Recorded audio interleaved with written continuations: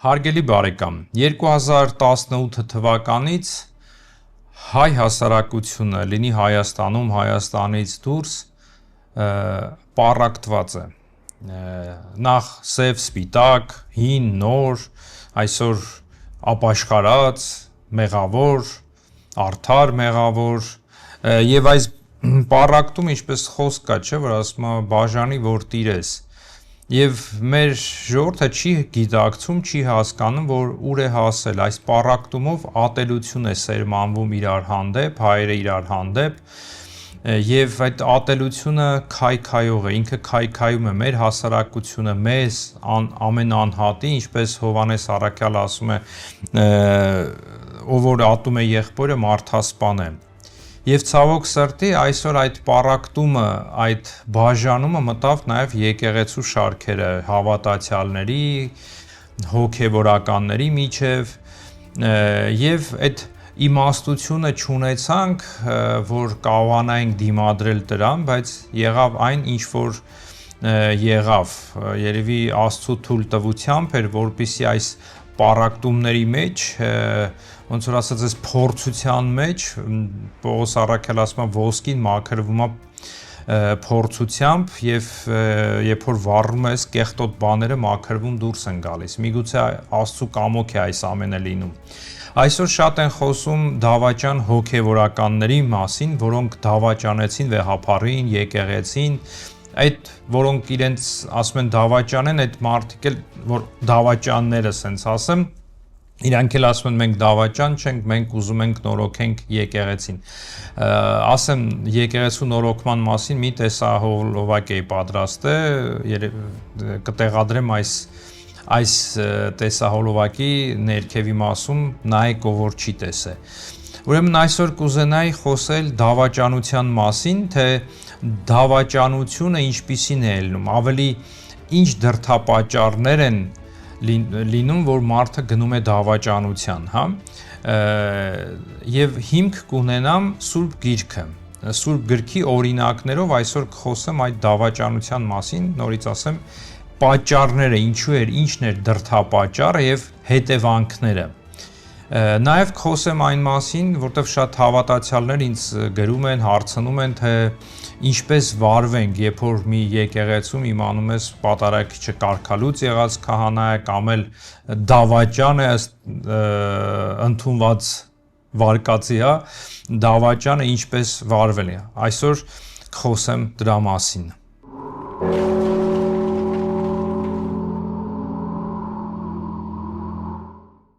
Խաղաղություն քեզ, հարգելի բարեկամ, Դավաճանությունը դա ձևով նաև ուրացություն է, ուրանում ես ինչ-որ տեղ լինի սկզբունքներիդ, դավաճանում ես քո սկզբունքներին, գաղափարներին, որոնց համար պայքարում ես, դավաճանություն է դա, երբ որ դու մեջքով ես կանգնում քո ինչ-որ տեղ հարազատ մեկին եւ վնաս ես պատճառում, դավաճանություն է Նաև այն, երբ որ քո առաջնորդին, քո մեծավորին ես դավաճանում, դավաճանությունը այն է, երբ որ դու մարդ դավաճանում է իր ամուսնուն, իր կնոջը, հա, դա էլ է դավաճանությունը այն է, որ երբ որ մի ուխտ ես կատարել, որ հնազանդ լինես եւ դա նույնպես այդ դավաճանում ես այդ սկզբունքներին Այսօր խոսեմ Աստվածաշնչում կան դեպքեր դավաճանության, սկսյալ կարելի ասել նաև Ադամը դավաճանեց Աստծուն, իր այն խոստումը, որ տվեց, որ չուտի, որևէ պտուղ, բայց ինքը կերավ, դավաճանեց Աստծուն, Կայինը, որ իր եղբորը դավաճանեց, սպանեց, բայց այսօր կուզեմ խոսել 3 կերպարի մասին Դա 5 կտակարանի մեջ Աքիթոփելն էր, որը Դավիթ թագավորի խորհրդատուն էր, դա Հուդան էր եւ Պետրոս Առաքյալը։ Նախ Աքիթոփելը ով էր։ Աքիթոփելը դա Բարսաբեի պապին էր։ Բարսաբեի պապին էր, որը հիմա կարդամ Երկրորդ թագավորաց 23-րդ գլխի մեջ մենք կարդում ենք, երբ որ Դավիթի զորքերի մասին է խոսվում, Գեղոնացի Աքիթոփելի որդին Եղիամը։ Իսկ երկրորդ Օրինաց 11-րդ գլխում կարդում ենք. Դավիթ մարդ ուղարկեց ու հարցափորձ արեց կնոջ մասին եւ ասացին. դա Բերսաբեն է, Եղիամի աղջիկը, Քետացի Ուրայի կինը։ Այսինքն մենք տեսնում ենք, որ դա Աքիթոփելը դա Դավիթի Բերսաբեի պապիկն էր։ Եվ այս Աքիթոփելն էր, որ միանում է Աբիսողոմին, երբ որ նա ամբոստանում է Դավիթի դեմ։ Երկրորդ Օրինաց Թագավորաց 15-րդ գլուխ։ Աբիսողոմը զոհերը մատուցելիս մարդ ուղարկեց Դավթի խորհրդական Գեղոնացի Աքիթոփելի մոտ եւ նրան բերել տվեց Գեղոն քաղաքից։ Դավաճանությունը հզորանում էր եւ ժողովուրդը գնալով շատանում էր Աբիսողոմի մոտ, նույն գլխի մեջ։ Եվ Դավթին հաղորդեցին ասելով. Աքիթոփելը ապստամբների հետ է Աբիսողոմի մոտ, եւ Դավիթն ասաց. աղաչում եմ ով Տեր Աքիթոփելի խորհուրդը ձախողիր, որտեվ Դավիթը գիտեր, որ Աքիթոփելի խորհուրդները շատ զորավոր են եւ շատ Աբիսողոմը կարա օգտվի։ Օրինակ 16-րդ գլխում ասում է. Աքիթոփելի խորհուրդը, որ նա տալիս էր այդ օրերին, նման էր նրան, ինչպես որ մեկը Աստծո խոսքը հարցներ։ Այսպիսին էր Աքիթոփելի խորհուրդը թե Դավթի եւ թե Աբիսողոմի համար։ Դրա համար Դավիթը խնդրում է, որ Աստված այդ խորհուրդները ձախողեցնի, որտեվ գիտեր։ Եվ Աքիթոփելը ինքը ինչու է դավաճանում Դավիթին։ Չեք մտածել, որովհետև Դավիթը իր վերցրել է որպես խորհրդատու, տարեց մարդ էր, որը լավ խորհուրդներ էր տալիս, եւ Աքիթոփելը դա այն պապիկն էր Բերսաբեի, ինչպես ասացինք, որը իր մեջ, պատկերացրեք, կրում էր այն նեղվածությունը, այն ցավը, որ Դավիթը պատճառեց իր ընտանիքին, այսինքն իր թոռնիկին պղծեց, այսպես ասեմ, հա, մեղքի մեջ գցեց եւ խայտառակեց իրենց անունը։ Այսինքն կինը ամուսնացած էր, ուներ ամուսին եւ դավաճանեց ձևով մի ուրիշ մեկի հետ եւ դա խայտառակություն էր իրենց ընտանիքի համար եւ այս մարդը իր մեջ այդ ցավը կրեց, պահեց իր մեջ։ Այդ ռուսերեն մի հատ խոսք է, աբիժնիկ, նեղացած այդ վիճակը պահեց իր մեջ եւ ինքը այդ նեղացած լինելով, պատկերացրեք տարիներ ի վեր լինելով իր կողքը Դավիթի, իր կողքը լինելով խորհուրդներ էր տալիս, հետը հաց էր ուտում, ամեն հետը շատ նորմալ էր, բայց իր մեջ այդ ցավը սենց կրում էր, տանում էր։ Եվ ինքը երբ որ եկավ Աբիսողոմի հետ, ինքը խորհուրդ տվեց, որ Դավիթի հարցը միանգամից լուծվի։ Բայց այդ ժամանակ ուրեմն երկրորդ Թագավորաց 17-րդ գլխում Աբիսողոմը եւ Իսրայելի բոլոր մարդիկ ասացին. Արաքացի Քուսիի խորհուրդը ավելի լավ է, քան Աքիթոփելի խորհուրդը։ Այսինքն սա մեկն էր, որ եկավ, որ Աստծո կամոք այդ խորհուրդը Աքիթոփելի ձախողեցնի եւ համոզեց, որ իրեն լսեն։ Ուրիշ ճանապարհով տարավ եւ ժողովուրդը մտածեց եւ երբ Աստված էլ դրեց իրենց սրտերի մեջ, որ ընդունեն այդ արաքացի խորհրդին։ Եւ այսպես Տերը հրամայել էր, որ Աքիթոփելի խորհուրդը մերժվի, որպեսզի Տերը չարիք բերի Աբիսողոմին։ Եվ երբ որ պարտվեցին, Աքիթոփելը տեսավ, որ իր խորհուրդը չկատարվեց, համետեց էշը, վեր կացավ, գնաց իր տուն, իր քաղաքը, որ տան համար կարգադրություններ արեց եւ խեղդեց իրեն եւ մեռավ եւ թաղվեց իր հոր գերեզմանում։ Այսինքն մենք տեսնում ենք, որ տեսավ, որ բան չի լինում, իր ուզածը չեղավ, գնաց կախվեց։ Մենք կամաց կգայինք Հուդայի օրինակին։ Եվ Դավիթը այդ նեղության օրերին, երբ որ Աբիսողոմը այդ ամբոստություններ արե, սաղմոսներ է գրում, 3 հատ սաղմոս, 41-ը, 3-րդը, 41-ը եւ 55-ը։ Ուրեմն 40 1-րդ Սաղմոսում Դավիթ այդ վաղ ասում է. «Տեր, ողորմ ինձ բժշկիր իմ անձը, որտև մեղանչեցի քո առաջ»։ Դավիթը լավ հասկացավ, որ ինչու է Աքիթոփելը իր դեմ հել է։ Ինքը իրոք հասկացավ, որ իր մեղքն է Բերսաբեի հանդեպ, որ ինքը տարավ, ցավ ապրեց եւ նույն Սաղմոսի մեջ ասում է. «Մինչև իսկ ինձ մոտիկ բարեկամ մարդն էլ, որի վրա հույս էի դրել, եւ որն ուտում էր իմ հացը, նա էլ ոտքը բարձրացրեց ինձ վրա»։ Այսինքն մենք տեսնում ենք, որ այդ Սաղմոսը որ կա, որ ինձ հետ հաց էր ուտում, նույնը Տերը պիտի ասվի Հուդայի համար, որը Քրիստոսի հետ հաց կիսեց։ Եվ այդ մարդը ելավ իր դեմ, այսինքն պատկերացրեք այդ մարդը, որ ասես նեղացած, այդ ցավը վիշտը իր մեջ պահում է, հա, ինքը ապրում է եւ առիթ էր փնտրում, որ երբ որ պահը լինի, Դավիթը նեղության մեջ գտնվեց, ինքը հարվածեց Դավիթին, այսինքն դավաճանեց Դավիթին, ինքը այդտեղ ոչ փառք ու պատիվի կարիք ուներ, ոչ մի բան, ինքը ուղակի իր մեջ կրում էր, այսի շատ կարևոր է, սա հոգեբանություն է մարդու, որը այդ ոխը պահելով իր մեջ տարիների ընթացքում հետը հաց էր ուտում, ուրախ եւ Դավիթը չէր մտածում, որ այս մարդը կարա իր դեմ բան անի։ Սա նաեւ իմաստություն է բոլորիս համար, որ այսպիսի մարդկանց, որոնց մի օր ցավ ենք պատճառել եւ այդ մարդը իր մեջ դա պահել է, ոխապահ, այսպես ասենք, ոխապահությունը պահել է, դա շատ ծանր մեղք է եւ այդ պատկերացեք ինքը ինչ ապրումներ է ունենում այդ մարդը։ Այսինքն ոխապահ, երբ որ պահը գալիս է, ինքը չէ սպասում այդ մարդուց, որ կարա քեզ հարվածի։ Մյուս կերպար, հա, մյուս Սաղմոսն էլ արդեն 3-րդ Սաղմոսն է, որ ասում է Դավթի Սաղմ, երբ որ փախնում է Աբիսողոմից, ով Տեր, որքան շատացան իմ թշնամիները, շատերն ելան իմ դեմ, շատերն իմ անձի համար ասում են, սրա համար փրկություն չկա Աստծու մոտ։ 55 Սաղմոսը, քո հոգսը գցիր Տիրոջ վրա եւ նա խնամ կտանի քեզ համար, նա չի թողնի, որ արդարը հավիտյանը շարժի տեղից։ Նայեք ձևով ասենք Աքիթոփելը իրավունք ուներ ըմբոստանալ, իրավունք ուներ իր արդար դատը պահանջեր, այսպես ասեմ, հա, բայց Աստված կանգնում է Դավիթի կողքին։ Մենք կամաց գգանք դրան։ Հիմա գալիս ենք Հուդայի պարագային,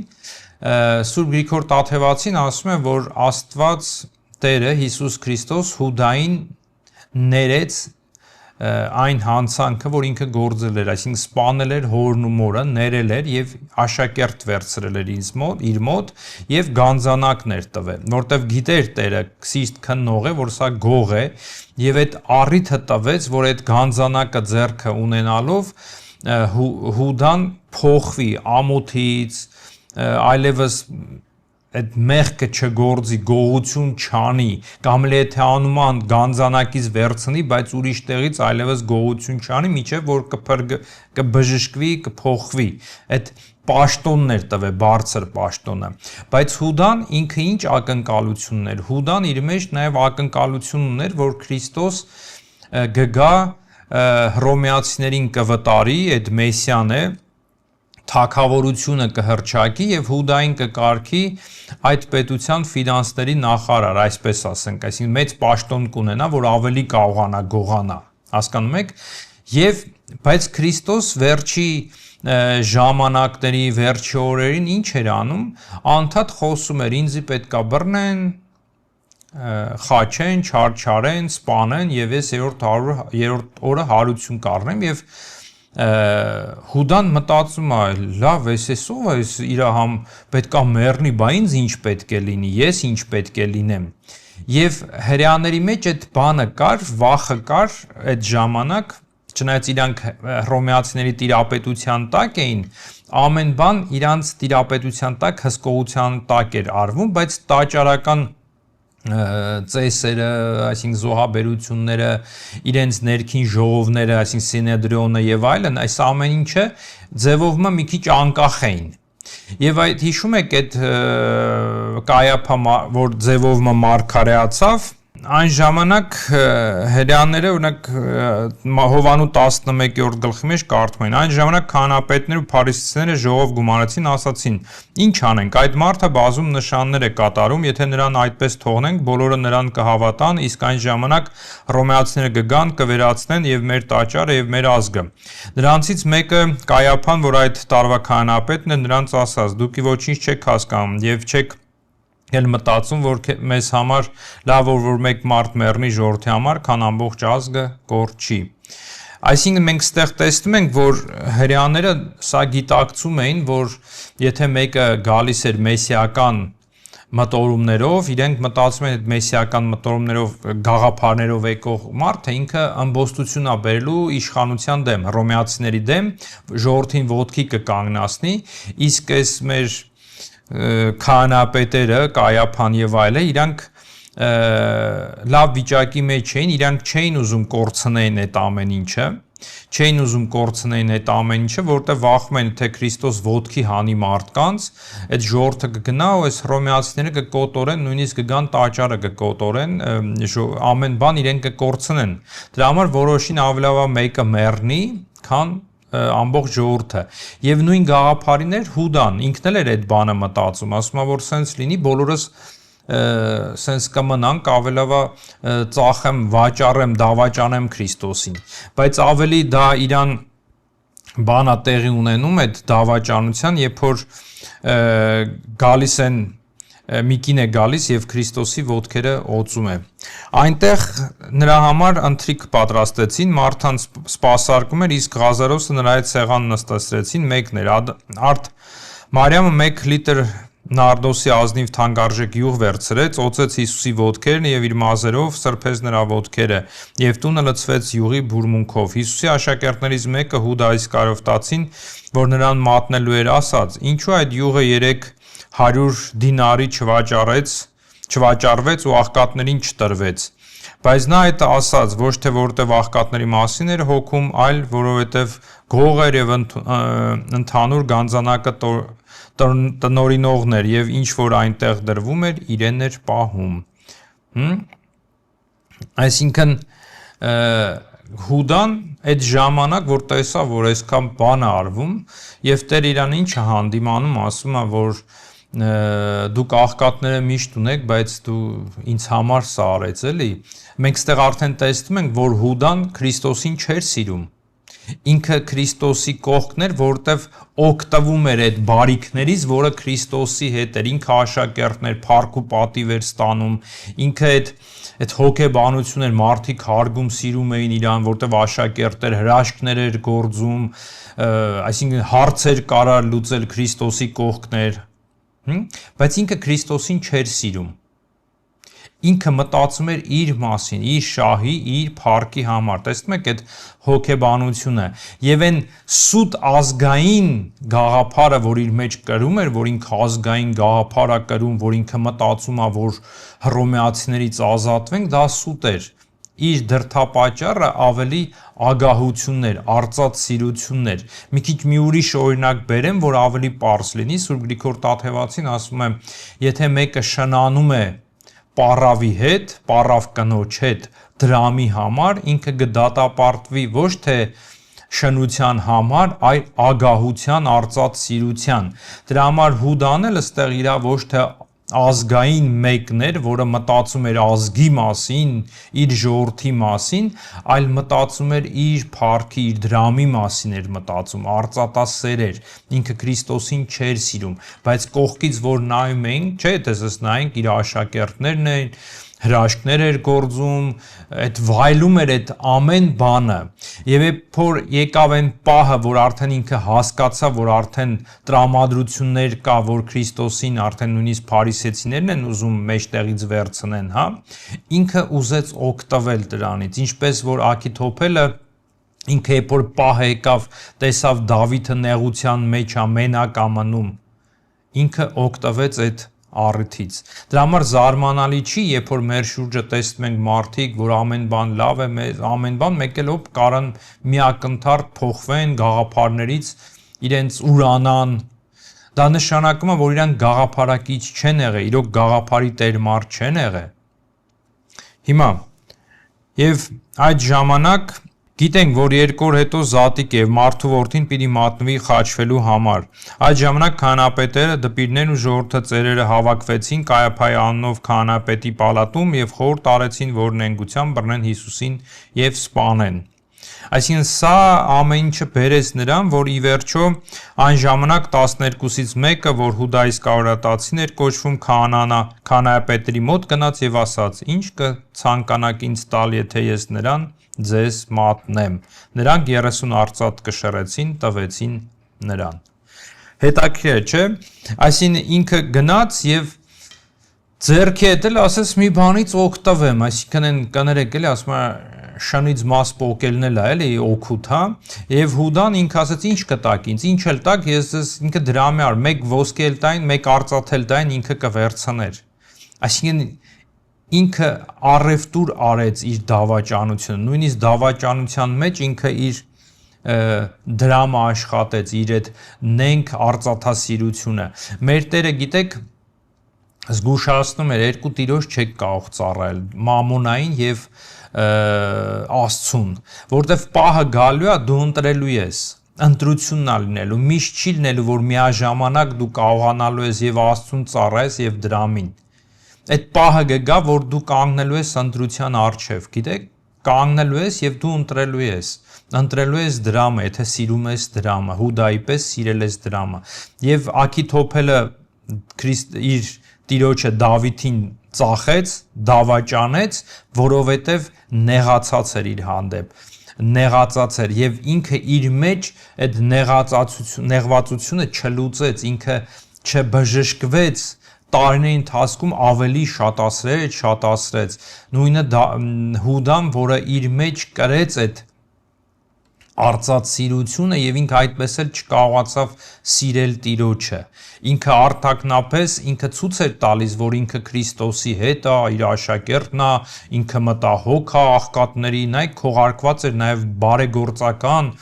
բարիք անելու համար, որ այս փողերը ինչու եք մսխում, ինքը նաեւ Քրիստոսին դատապարտում էր, ինչպես այսօր դատապարտում են, որ եկեղեցին դրամերը սխալ է ծախսում։ Գիտեք, շատ sense բաներ կա, ժամանակին քրիստոնյաներին էին դատապարտում հրեաները, որ իրենք ազգային չեն, դուք հակառակը օտար ուժերին եք ծառայում, օրինակ երբ որ Քրիստոս ասեց, չէ, որ այս քարը քարին չի մնալու, երբ որ տեսնեք Երուսաղեմը շրջապատված զորքերով, ասում է թողեք, փախեք, լեռները գնացեք, եւ երբ որ 70 այդ թվականներից առաջ հայտնվեցին մարգարեներ, սուտ մեսիաներ, որոնք ժողովրդին առաջնորդեցին դեպի պատերազմ, զենք առնել, պայքարել հռոմեացիների դեմ, եւ շատ քրիստոնյաներ չմիացան, հրյա քրիստոնյաներ չմիացան, եւ երբ որ հրյաները պաշարում էին արդեն քաղաքը, շրջապատում էին, հնարություն տվեցին ոմանց, որոնք դուրս գան այդտեղից եւ քրիստոնյաները փախան, գնացին եւ քրիստոնյաներին դատապարտում էին, որ դուք դավաճան եք, բայց իրենք Տիրոջ խոսքը հետևեցին եւ իրենք փրկվեցին, այսինքն չզոհվեցին այն դեպքում, երբ որ միլիոնից ավել հրյա զոհվեց եւ պատերազմի եւ սովից եւ իրար ուտելուց։ Այսինքն նույնիսկ որ հռոմեացիները մտնում են Երուսաղեմ, այդ այնքան գարշելի հոտ էր, որ իրենք այսինքն շատ դժվարությամբ էին քաղաքի մեջ ման գալի, սենց ասեմ, հա։ Դրա համար Հուդան էլ էր Քրիստոսին դատում նրա համար, որ այս դրամը պարապ տեղը ծախսում ես քո համար, ինչա, այդ աղքատներին բաժանենք, իսկ դու եկել ես քո ոտքերն ա յողում, քո գլուխն ա օծում։ Սա ինքը արդար չէր, որտեղ արծաթը դրամը ավելի շատ էր սիրում, քան Քրիստոսին։ Իսկ գալով երրորդը դա Պետրոսն էր, որը ուրացավ Քրիստոսին, ինքը շատ էր սիրում Քրիստոսին, ինքը շատ էր սիրում, բայց ուրացավ ինչից, վախից, որովհետև սերը դեր կատարյալ չէր, ինքը վախեցավ, որ իրան էլ կբռնեն, բայց Հովանես Առաքյալը, որ ասում է շատ էր սիրում, նույնպես ինքն էլ էր սիրում Քրիստոսին, սիրելի աշակերտներ, ինքը չուրացավ, ինքն էր այնտեղ, բայց Պետրոս ուրացավ։ Դրա համար էլ երբ որ գնաց դառը լացեց, զղջաց եւ Տերը իրան ընդունեց եւ հարցրեց 3 անգամ սիրում ես դու ինձ Պետրոս եւ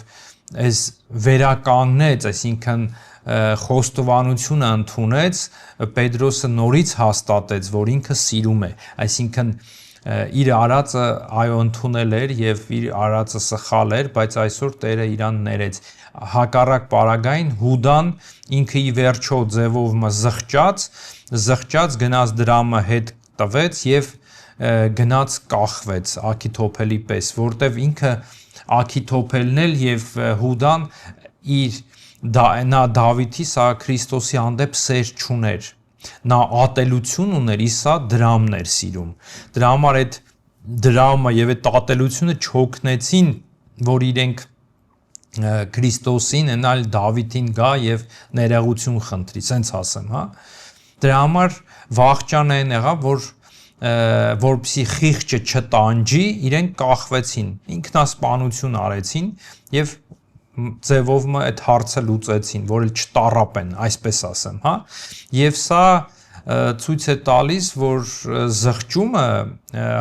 հարգելի բարեկամ, հարազատներ, զղջումը դա պետք է ինչ-որ դրդապատճառ լինի սեր առ Աստված, սեր քո հարազատի համար, երբ որ դու քո հարազատի համար սխալ ես գործում, ցավ ես պատճառում, այդ սերը այդ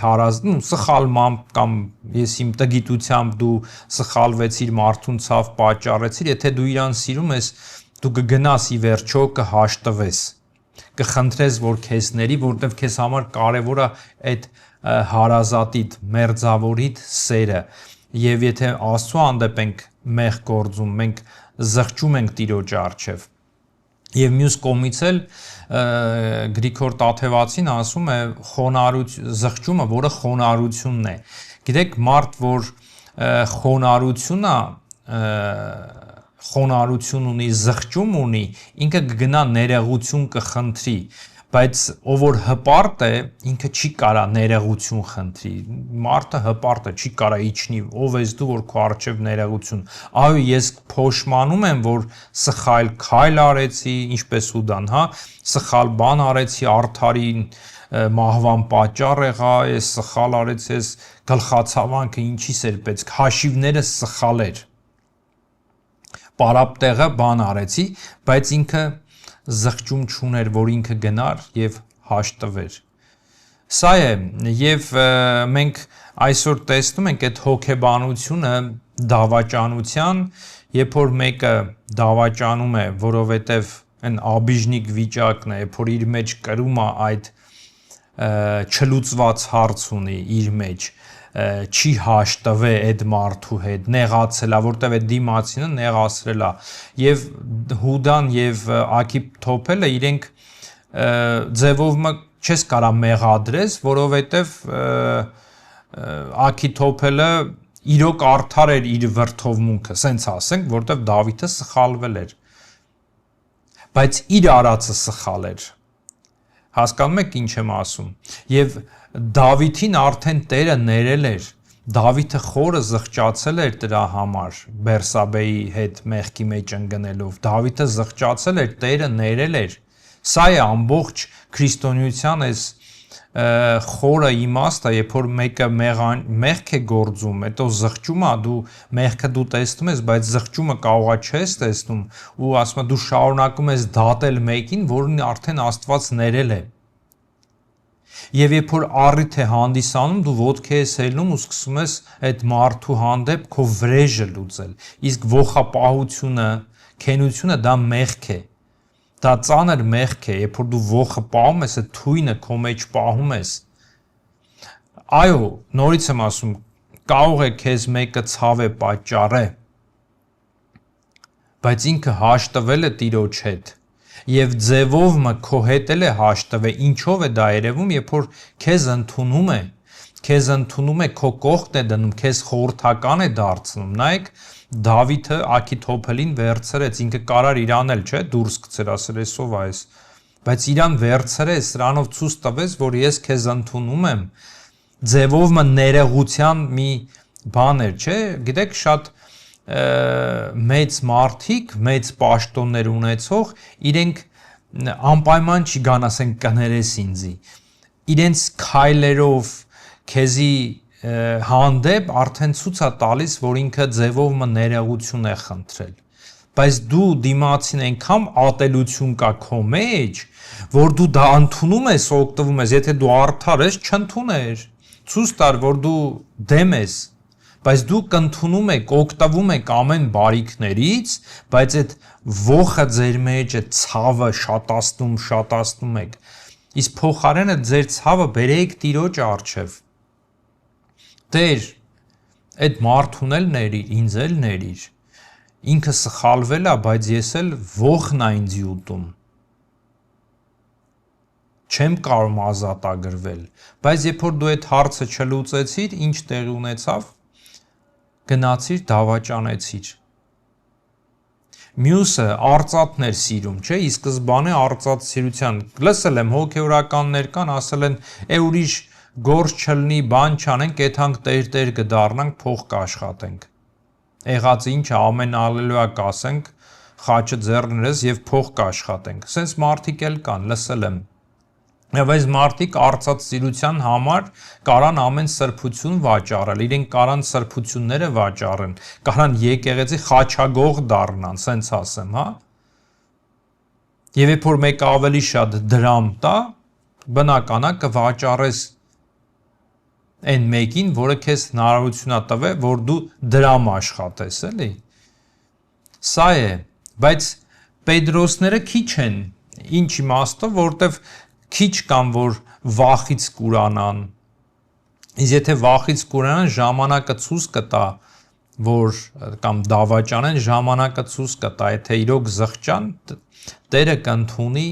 մարդկանց միջոցով, որոնց հանդեպ մեղանչեցիք, ով որ ականջ ունի լսելու, թող լսի։ Դա շատ կարևոր է, սիրելի հավատացյալ, եւ սա օրինակ է մեր կյանքի համար, անպայման չի դու հոգևորական լինես, այդ Հուդայի, Պետրոսի, Արքիթոփելի օրինակները թող օրինակ լինեն մեզ համար, թե մենք ով ենք, մեր սրտի մեջ մենք ով ենք, մենք պատրաստ ենք մեր սկզբունքները, մեր սրբությունները, մեր ընկերները դավաճանել, ինչ որտեղ մենք նեղացած ենք մեկի հանդեպ։ Այո, խնդիրներ կա հայ եկեղեցու մեջ եւ այդ խնդիրները շատ են, որոնք լուծվող են, որոնք ժամանակի հարց են, թե ինչպես նայես, ինչպես մոտենաս։ Այո, լուծվող են, բայց դա չի նշանակում, որ պետք է այդ չարությունը հանել դուրս, որովհետեւ գիտեք, այդ բարենորոգումը, որ այդ քողի տակ, որով ծածկում են արծաթասիրությունը ու ողապահությունը, տանում է քայքայման, եկեղեցին դա պետական մի մեքենա չի, կամ պետական մի բան չի, որտեղ կարելի է ինչ-որ sense փոփոխություններ անել, ընտրել, նոր ընտրություններ անել, եկեղեցին դա միապետական կառույց է, այնտեղ ուրիշ ձև է ամեն բան արվում, եւ երբ որ դուք դառնում եք հոգևորական, ընդունում եք, ստորագրում եք, ուխտագիր եք ստորագրում եւ այլն, դուք ընդունում եք, որ դա միապետական կարգ է, որ այդպես է աշխատում, ոչ թե ընտրություն է, որ մենք երբ կուզենք կարանք նոր կաթողիկոս կամ թեմի առաջնորդ ընտրել։ Այդպես չի աշխատում դա։ Դա դուք ընդունել եք այդ ամեն ինչը եւ հիմա ասում եք մենք ուզում ենք փոխենք, նորոգենք, դա նորոգում չի, դա քայքայում է, եկեղեցու պառակտում է։ Իսկ պառակտվողը, նորից եմ ասում, եկեղեցու մեջ հարգելիներ, միշտ հիշեք, որ եկեղեցին կանգուն է մնում ոչ թե հուդաների եւ աքիթոփելների իրանցով չի կանգուն, այս զղջացող Պետրոսներով է կանգուն մնում, զղջացող մարդկանցով է կանգուն մնում եւ նորոգվում զղջումով, երբ որ մենք ինքներս մեր մեջ տեսնում ենք մեր մեղքերը, նորոգվում ենք, այդ ձեր մեջ այդ ոխը հաղթահարեք, ուժ գթեք Եվ այդ կլինի նորոգում եկեղեցվո։ Դրա համար սիրելիներ, եթե իրոք դուք սիրում եք հայ եկեղեցին, դες համար իրոք անկեղծ սիրում եք, վերադարձեք այդ եկեղեցու միաբանության մեջ, վերադարձեք եկեղեցվո կարգի օրենքի ներքո եւ զղջումով Տիրոջ առջև եւ Տերը ողորմած է, ներող է։ Իսկ այն մեր եղբայրներին, որոնք միգուցե ճնշման տակ են գտնվում, միգուցե նրանց պարտադրում են ինչ-որ տարբեր բաներով դառնալ դավաճան, կուզեմ Պետրոսի խոսքը կարդալ, բայց եթե արդարության համար չարչարվեք, երանելի եք, սակայն նրանց ահից մի վախեցեք եւ մի խռովվեք, որտեվ ինչպես ասի Աստված ընդմեզ է։ Թող Աստված օրհնի ձեզ եւ խաղաղություն տա մեր եկեղեցուն, սա մի փորձություն է, որը մենք նման փորձությունները շատ ենք անցել, սա էլ կանցնի։ Մենակ հարցը նրանում է, դու որտեղ կգտնվես։ Պետրոսի պես Տիրոջ կողքը կվերականգնես քո սերը առ Քրիստոս, թե Հուդայի եւ Աքիթոփելի պես կկախվեք։ Այսինքն Սուրբ Տաթևացին ասում է, որ Հուդան միջև կախվել արդեն արծաթսիրության պարանով էր խեղդվել։ Կամ էլ Աքիթոփելի պես խեղդվել էր ողապահությամբ։ Իսկ այսօր այդ ժամանակը կա, սիրելիներ, որ կարողանաք նորոգել եւ այդ նորոգումը սկսեք ձեզանից եւ օրինակ ծառայեք, որ այդ նորոգումով այդ մնացածներին, որոնք սխալների մեջ են ըստ ձեզի, որ իրենք էլ ամանչեն եւ իրենք էլ նորոգվեն Քրիստոսի առջև։ Հարգելիներ, իսկ գալով այն մասին, թե ինչպես հավատացյալը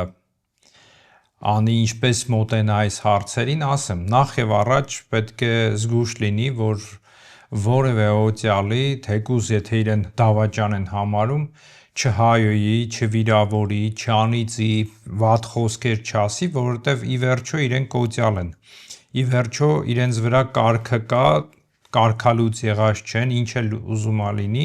Այո, կարող եք դուք հետները չշփվեք եւ այլն, բայց երբեք վատ խոսքեր, անիծել, բան չանել։ Հիշեք Դավիթ մարգարեին, որը երբ որ Սավողը իրան հետապնդում էր, եւ ինքը առիթ ուներ սպանելու, գնաց փոքրիկ հագուստից մի փոքրիկ մաս կտրեց, հանեց եւ իրեն երբ որ ասում են ինչու չես սպանան, ինքը ասեց, որ սա Աստծո օծյալ է, քավլիցի ես ձեռք բարձրացնեմ։ Այսինքն պետք է զգույշ լինել նման նրանց, որոնք որ վեհափառ են հայոյում, անիծում եւ իր աշխարհիկ անունով, այսինքն ավազանի անունով են դիմում եւ այսպիսի վատ վերաբերմունք են ունենում, որտեվ ի վերջո Աստծո առաջ պատասխան պետք է տան, որտեվ այդ կապ չունի արժանի են, արժանի չեն այդ կոչմանը եւ այլն եւ այլն։ Իսկ գալով նրան թե օրինակ եթե եկեղեցի եք գնում եւ տեսնում եք, որ կարգալուց քահանա է պատարակում, ձեզի խորհուրդ այդ պատարակին մի մնացեք, ոչ հայույեք, ոչ մի բան, եթե պատահմամբ գնացիք, ինչ արած մի դժգոհեք, մի տրտնջացեք, Աստծո կամքներ, որ չգիտեիք, գնացիք, եթե հնարավորություն կա դուրս գալ եւ գնալ ուրիշ եկեղեցի, գնացեք, բայց նորից եմ ասում, մի հայույեք, մի անիծեք, մի կռվեք, մի վիճաբանեք։ Իսկ եթե գնում եք, տեսնում եք մի քահանա է, որը դավաճան է ըստ ձեզի, եթե հնարավորություն չունեք ուրիշ եկեղեցի գնալու, եթե բան, մասնակցեք պատարակի, որտեվ իրենց պատարակը անվավեր չի, այսպես sense ասեմ, որտեվ իրենք կարգը իրենց վրա է, պատարակը կանեն, եթե հաղորդություն էլ առեք, եթե քարոզը չեք կարող լսել, այդ պահին դուրս եկեք եկեղեցուց, եթե հնարավորությունը կա, որտեվ կարող է իրանք դենց հոգևոր սիրո մասին բաներ խոսեն, որը հակասում է իրենց կեցվածքին, չէ, եւ իզուր տեղը դուք լսելով չվրթովեք, չջղայնանաք, հա, դուրս եկեք քարոզի ժամանակ եկեղեցուց, եթե որպեսի այդքան էլ բան չլինի, պետք չկա գնալ երեսին ասել դու անամոթ, դու ով ես, դու ինչ ես, պետք չկա, պետք չունեք, թող շատ-շատ հաղորդություն առեք եւ դուրս ելեք գնացեք եկեղեցուց տուն առանց խղճահարության հանգիստ, որտեղ դուք եկել եք ոչ թե քահանայի մոտ, այլ եկել եք մեր Տիրոջ Հիսուս Քրիստոսի մոտ։ Բայց նորից եմ ասում, զգուշ եղեք, եթե որևէ տեղ հայել եք, անիծել եք այդ հոգեվորականներին, զղջացեք, Աստծուց թողություն խնդրեք, որ Աստված ների ձեզ, որտեղ դա սխալ է։ Իսկ եթե գնում եք նորից եմ ասում մի եկեղեցի, որտեղ դա կարգ է կատարվում, պատարակ է արվում այդ դավաճան եպիսկոպոս կամ հոգևորական, նորից եմ ասում, հանգիստ ընդունեք, ավելավաճ շփվեք հետը, որ չջղայնանաք, որ ստիպված չհայեք, չվիրավորեք, այսպես իմաստուն եղեք եւ աղոթքով լցվեք, աղոթեք, որ Աստված ների բոլորիս, ների